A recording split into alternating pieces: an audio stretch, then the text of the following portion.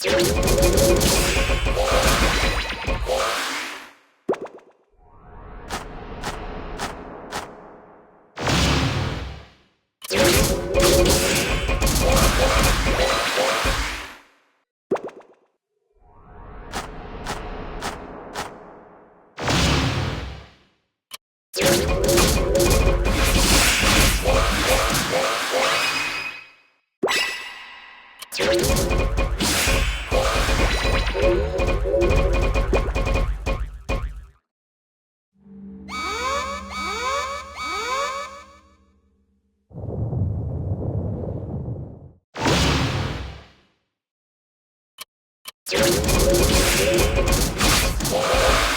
しい漁師からのプレゼントよ。ありがたく受け取りなさい。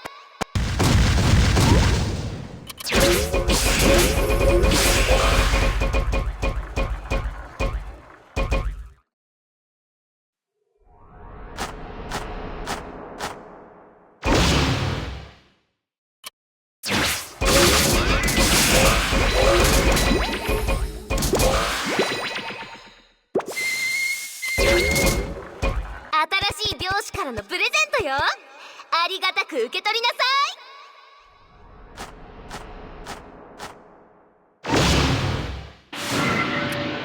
ルーの友達になってくれるってんなら助けてやってもいいぜ。そのあんこって子、いつか会ってみたいものね。